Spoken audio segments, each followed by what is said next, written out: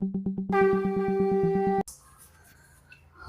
पुरुषोत्तम। आलोचना प्रसंग भाग 3 से 13 फरवरी सन 1942 की श्री श्री ठाकुर जी से वार्तालाप।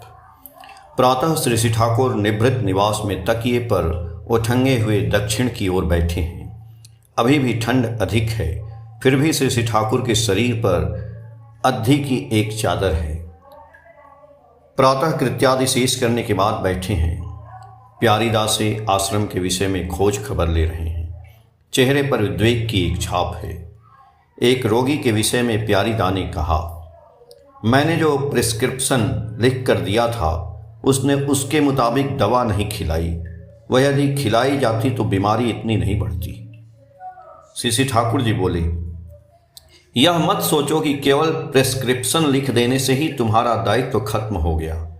रोगी ने दवा खाई या नहीं यह भी देखना होगा। बहुधा आर्थिक सामर्थ्य नहीं रहने के कारण रोगी दवा नहीं खा पाता है। ऐसी हालत में भिक्षा कर दवा संग्रह करके दोगे। यदि तुम नहीं कर पाओ तो मुझसे कहोगे। नाहक में मनुष्य कष्ट झेले यह मुझे अच्छा नहीं लगता है। सब समय अपने को उस स्थिति में रखकर सोचोगे, यदि तुम उस अवस्था में पड़ते तो तुम्हें कैसा लगता और तुम क्या चाहते। यह सोचकर ही वहाँ जो करना चाहिए वह करोगे।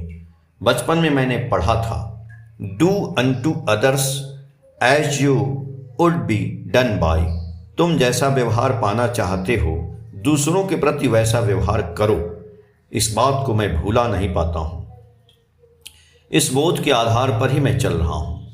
तुम लोग भी ऐसा अभ्यास करो, अन्यथा पग पग पर मैं प्रबुद्ध करूँगा तब तुम करोगे, उसमें मुझे आनंद नहीं है। तुम लोगों से कतिपय में वह बोध और आचरण यदि प्रतिष्ठित हो जाए तो देखोगे कि दूसरों में भी वह प्रसारित हो जाएगा। वह बोध और आचरण यदि न जगे तो 1000 नाम ध्यान करो और 1000 मेरा गड़वा गमछा ढो, तुम नज़दीक रहकर भी मुझसे लाख योजन दूर ही रहोगे। और ऐसा तब तक रहेगा जब तक तुम्हारी ऐसी अवस्था रहेगी। प्यारीदा बोले, बहुधा रोगी की ओर से यह कोई कहने भी नहीं आता है कि दवा खरीदने की उसे क्षमता नहीं है। ऐसी परिस्थिति में क्या किया जाएगा। श्री ठाकुर जी बोले, उन लोगों में बहुत दोष है। यह बात तुम मत कहो, वे तो ऐसा करेंगे ही। मैं कहता हूँ तुम्हारे बोध, विचक्षणता, संधित्सा और सहानुभूति इतने बढ़ जाएं जिसके फलस्वरूप जिसके लिए जो कर्तव्य है स्वतः जिज्ञासु होकर करने में तुम्हारी ओर से कोई त्रुटि न रहे। तुम्हारे जरिए यह दिखाना चाहता हूँ कि डॉक्टर किसे कहते हैं। जो कहता हूँ यदि वह करो तो देखोगे कि दुनिया के चिकित्सक समाज यह एक नमूना पाएंगे कि चिकित्सक बनने के लिए कैसा होना चाहिए, कितना करना चाहिए। ओ बाबा, फांकी का कारोबार नहीं है, बल्कि इस काम में मेहनत है। तुम लोग लंबा चौड़ा और कॉस्टली प्रिस्क्रिप्शन के सिवा दूसरा कुछ कर ही नहीं सकते। यह तुम लोगों का दोष है। इस दिशा में अनंत खूब सफल चिकित्सक है। छोटा नुस्खा का ऐसा मिक्सचर देता था कि वह मिश्रित रूप से काम कर जाता था। पेटेंट दवा और इंजेक्शन को व्यवहार में लाते लाते आजकल के डॉक्टर लोग यह भी अच्छी तरह नहीं सीख पाते हैं कि मिक्सचर का सम्मिश्रण किसी प्रकार करना चाहिए। पढ़ने लिखने की ज़रूरत है, पर्यवेक्षण की ज़रूरत है, ध्यान की ज़रूरत है और ज़रूरत है विश्लेषण की। तुमने बहुत कुछ किया है, बहुत कुछ कर भी रहे हो, पर सब कुछ के बावजूद अपनी करनी के जरिए एक्सपीरियंस आशा अनुरूप समृद्ध नहीं हो पा रही है। सक्रिय बोध संगति विकसित नहीं हो रही है, क्योंकि उस विषय में तुम्हारा ध्यान और विश्लेषण कम है और कागज कलम के साथ भी तुम्हारा संपर्क कम है। चिकित्सा के विषय में जो भी नई अभिज्ञता हासिल करो, यदि उसे विस्तृत रूप से लिख कर रखो और बीच बीच में पढ़ो तो देखोगे कि तुम्हारा ज्ञान और बोध कितना बढ़ रहा है। जब ही अच्छे डॉक्टर को पाओगे, उनके साथ पारस्परिक अभिज्ञता विनिमय मूलक आलाप आलोचना करोगे। सब काम में ही यजन याजन की जरूरत है। सब समय आहरण के ताल में रहोगे। चारों दिके होते আমার জীবন बिंदु बिंदु करी आहरण। आपनार माझे आपनार आमी पूर्ण हैरिव कवि। अर्थात चारों ओर से बूंद बूंद करके भी अमर जीवन आहरण कर अपने में कब अपना पूर्ण रूप देखूंगा। ऐसा माधुकारी वृत्ति के द्वारा ही ज्ञान बढ़ता है। मैं खूब समझता हूँ, अहंकार आते ही मनुष्य मूर्ख और बेवकूफ़ बन जाता है। पर आत्मविश्वास को अहंकार नहीं कहा जा सकता। डॉक्टर को खूब आत्मविश्वास रहना चाहिए। आत्मविश्वास रहने पर ही डॉक्टर रोगियों के दिल में साहस संचारित कर सकता है। जैसे तुम एक रोगी के यहाँ जाते हो, वहाँ जाकर देखते हो कि रोगी बहुत घबराया हुआ है। यदि तुम उस जगह पर ओठ बिचकाकर उपेक्षा की भंगिमा में कहो, यह भी क्या कोई बीमारी है, मैं तो इसे बीमारी ही नहीं समझता, यह चुटकी से भाग जाएगा। प्यारी नंदी का मिक्सचर 3 डोज पड़ते ही यह रोग बाप बाप करता हुआ भाग जाएगा। तुम तो बहुत बहादुर व्यक्ति हो, थोड़ी बीमारी में चित्तपट क्यों हो गए। यह कहते हुए हंसकर उसकी घबराहट को हल्का कर दो। ऐसा करने में यदि कुछ अहंकार व्यक्त होता है तो वह अहंकार सात्विक अहंकार ही कहा जाता है। उसमें किसी की वृद्धि के सिवा क्षति नहीं होगी। वह अहंकार खराब है जो दूसरे को दबाकर छोटा बनाते हुए अपनी प्रतिष्ठा चाहता है। मैं कुछ नहीं हूँ, मैं अक्षम हूँ, मैं पापी हूँ इत्यादि सोचना अच्छा नहीं है। इस विषय में मेरी अभिज्ञता है। बचपन से मैं यह सोचता और कहता था, हे परम पिता, तुम मेरे पिता हो, मैं तुम्हारी संतान हूँ, तुम्हारी शक्ति मेरी शक्ति है, तुम्हारे रहते दोष दुर्बलता मुझे स्पर्श तक नहीं कर सकेगी।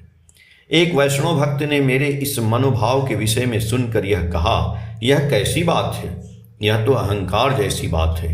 बल्कि दीन भाव से कहो, मैं दुर्बल हूँ, मैं पापी हूँ, मैं असहाय हूँ, मैं अधम हूँ, मैं नीच हूँ, मैं अपवित्र हूँ, तुम मेरी रक्षा करो, त्राण करो दयामय। अपनी बातों को छोड़कर मैंने उसकी बातों के अनुसार उसी तरह की प्रार्थना करना प्रारंभ की। कुछ दिनों में ही शंका संकोच ग्लानि ने मुझे चारों ओर से घेर लिया। सब समय मेरे मन में यह भाव पैदा होने लगा कि मैं कितना बड़ा अपराधी हूँ। मनुष्य की ओर, विशेषतः माताओं के चेहरे की ओर सहज ही आंखें उठाकर नहीं देख पाता था। किसी के घर जाने में भय होता था। मैं मानो सिमट कर बिल्कुल छोटा बन गया। किसी के साथ सहज भाव से मिल नहीं पाता था, बातें नहीं कर पाता था। सोचता कि मेरा स्पर्श पाकर दूसरे को क्षति पहुंच सकती है। मेरे हृदय में पहले तो आनंद और पवित्रता का एक पूर्ण चंद्र विराजमान था। वह अमावस्या के अंधकार में ढक गया। कैसा दुर्दिन में वह समय बीता। धीरे धीरे मेरी हालत बर्दाश्त से बाहर की बात हो गई। लाचार होकर अंत में एक दिन तीसरे पहर पद्मा नदी के किनारे जाकर व्याकुल हो चित्कार कर कहने लगा, मैं पापी नहीं, मैं दुर्बल नहीं, मैं अधम नहीं, मैं दुष्कृत नहीं, मैं तुम्हारी संतान हूँ। हे परमपिता, मैं तुम्हारी संतान हूँ, मैं निर्मल हूँ, मैं पवित्र हूँ, मैं ज्योतिका तनय हूँ और हूँ चिर ज्योतिर्मय। इस प्रकार और भी जो मन में विचार आए सबको मैं आवेग सहित करने लगा। मुझे यह याद नहीं है कि मैंने क्या कहा। जो भी हो, इस तरह कहने के बाद मेरा हृदय हल्का हो गया। मैंने स्वस्ति का निःश्वास छोड़ा और बच गया। इसलिए दूसरे को हीन सोचना जितना खराब है, उतना ही अपने को हीन सोचना भी खराब है। उसी अपेक्षा वंश मर्यादा, आत्म मर्यादा इत्यादि के विषय में मनुष्य सचेत हो तो वह अच्छा है। उसमें मनुष्य हीनता से ऊपर रह सकता है। सत्संगी कहकर प्रत्येक सत्संगी का एक आत्म गौरव बोध रहे तो यह भाव मुझे अच्छा के सिवा बुरा प्रतीत नहीं होता है। और वास्तव में जिन्हें आत्म मर्यादा बोध रहता है वे दूसरे को उचित मर्यादा देकर ही चलना जानते हैं। साधना के क्षेत्र में इसकी उपयोगिता है। मैंने सुना है कि चैतन्य चरितामृत में है, हमारे ईश्वर भावे आप नारे हीन, तार प्रेमे कभू आभिना हुई अधीन। अर्थात जो मुझे ईश्वर समझता है और अपने को हीन, ऐसे व्यक्ति के प्रेम की अधीन में कभी नहीं जा सकता। भक्त वही है जो अपने को इष्ट के गुण से गुणान्वित कर ऊपर उठाने की चेष्टा करेगा और सोचेगा, बोलेगा और उसी पथ पर चलेगा। इसलिए मैंने स्वतः अनुज्ञा की आवृत्ति और अनुष्ठान का विधान साधना के अंग के रूप में जोड़ा है। इसके विपरीत सोचना, बोलना और चलना ठीक नहीं। कथनी भी मनुष्य के जीवन में मंत्र की तरह काम करती है। मनुष्य जो कहता है वही कथनी उसे चलने की प्रेरणा देती है। इसलिए नकारात्मक बात अच्छी नहीं होती, वह साधना के विघ्न स्वरूप आ खड़ी होती है। मनुष्य जो ही इष्ट को प्रेम करना आरंभ करता है तो ही उसको सुपीरियरिटी कॉम्प्लेक्स और इन्फीरियरिटी कॉम्प्लेक्स हीनमान्यता दूर हो जाती है। उस समय उसका यह धंधा रहता है कि किस प्रकार वह इष्ट की चाह और इच्छाओं की पूर्ति करेगा, और किए बिना वह रह नहीं सकता है। इसलिए उस विषय में जो करना चाहिए उसमें लिए बिना किसी बाहरी दिखावट के वह तीव्र संकल्प लेकर करने को उद्यत हो जाता है। जब तक उसे काम में सफलता नहीं मिलती वह छोड़ नहीं सकता है। उस समय यह सोचकर वह नहीं बैठ जाता है कि मैं दुर्बल हूँ, मैं पापी हूँ, मेरे द्वारा क्या यह संभव है। इन प्रश्नों को उठने का मौका ही नहीं मिलता है। यदि हनुमान इतना आगे पीछे सोचते तो क्या जानकी का उद्धार होता।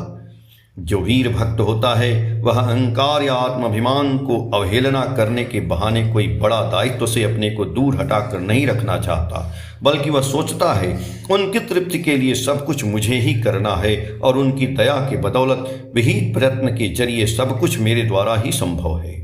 तुम्हार पताका जारे दाव तारे बहिवारे दाव शक्ति। जिसे तुम अपना पताका देते हो उसे वहन करने की शक्ति भी देते हो। अर्थात इस प्रकार वह असाध्य साधन करता है और उसके जरिए जितना ही असाध्य साधन होता है उतना ही वह कहता है तुम्हार कर्म तुम ही करो माँ, लोग के बोले कोरियामी। अर्थात तुम्हारा कर्म तुम स्वयं करती हो माँ, किंतु लोग कहते हैं कि मैं करता हूं। पुतुल नाचेर पुतुल आमी, जेमन नचाओ तेमनी नाची, जेमन बुलाओ तेमनी बोली।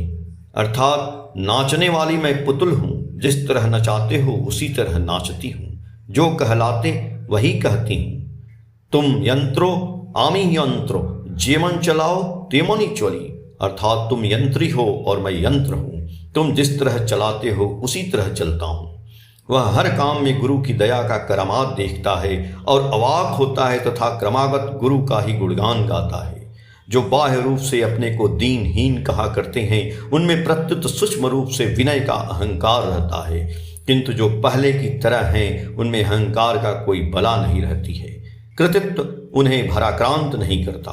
कोई असंभव काम किया है और नहीं किया है उस विषय में कोई ख्याल ही नहीं रहता है। वाहवाही लूटने के लिए मनुष्य से कुछ भी नहीं कहते। दूसरा जब उनकी प्रशंसा करते हैं तो लज्जा से मुह्यमान हो पड़ते हैं, सोचते हैं मैंने क्या किया, ये लोग क्या कहते हैं। उस समय गुरु की दया की भी बात एवं कार्य क्षेत्र में जिनकी मदद मिली है उनके गुण को चर्चा आवेग के साथ करते हैं। ऐसा व्यक्ति ही चालाक है। योगः कर्मसु कौशलम। क्या कहते हो प्यारी, यह भाव कैसा लगता है। प्यारीदा बोले आपने जैसा कहा है वैसा करने पर तो असंभव भी संभव हो जाता है। यह मैंने देखा है। ऐसी घटना मेरे जीवन में घटी है। एक बार एक रोगी खूब जोरों की वेदना से छटपटा रहा था। जो ही मैंने जाकर उसके शरीर पर हाथ रखा तो ही वह बोल उठा, प्यारी तुम्हारे केवल स्पर्श से ही मैं चंगा हो गया हूँ। तुमने आखिर कौन सा जादू किया। उसकी बात सुनते ही आपकी बातें मुझे स्मरण हो पड़ी तथा आनंद और कृतज्ञता से मेरी आंखों में अश्रु डबडबा गए। अनेक क्षेत्रों में मैंने देखा है मेरे पहुंचते ही रोगी के मन में खूब बल मिलता है। चाहे मैं कुछ जानूं या न जानूं, फिर भी अनेकों का मुझ पर अगाध विश्वास है। मैं भी सोचता हूं कि रोगी को आराम पहुंचाना ही मेरा स्वार्थ है। आपकी बातों का जितना पालन करता हूं उतना ही मैं उपकृत होता हूं और यह भी समझता हूं कि मेरी करनी में खामियां भी हैं। मस्तिष्क भी उतना तीक्ष्ण नहीं है। सब कुछ माथे में नहीं रख पाता हूं, अन्यथा असंभव को संभव किया जा सकता है, इस विषय में कोई संदेह नहीं। श्री ठाकुर जी बोले तुम्हारा भाग्य खूब अच्छा है। तुमने नितांत कम किया भी नहीं है, पर थोड़े में ही संतुष्ट न रहो। अविराम आगे बढ़ो, देख पाओगे करने का भी शेष नहीं है, जानने का भी शेष नहीं है, सार्थकता का भी शेष नहीं। कोई रुक कर खड़ा है, आगे नहीं बढ़ रहा है। जब मैं यह देखता हूं तो मुझे अच्छा नहीं लगता है। एक अंतहीन उत्साह लेकर मैं पैदा हुआ हूं। उत्साह के साथ ही साथ नित्य नई जीवन वर्धनी संभावना, प्रतिष्ठा से वास्तविक रूप से रत रहना, यही है जीवन का आराम, यही है जीवन का उपभोग। मैं तो ऐसा ही समझता हूँ। ऐसा इष्टार्थ कर्म करते रहना ही धर्म है। इसलिए धर्म के साथ आलस्य का, जड़ता का कोई संपर्क नहीं है। हमारे देश में न जाने धर्म में तामसिकता कैसे आ गई है। इसलिए मैं कर्म पर इतना जोर देता हूँ। मैं यह विश्वास करता हूँ कि यदि तुम लोग वैसा बनो तो तुम लोगों के जरिए सर्वत्र प्रकृति धर्म का जागरण होगा। आलोचना प्रसंग भाव 3 के पेज संख्या 149 से 155 तक। जय गुरु।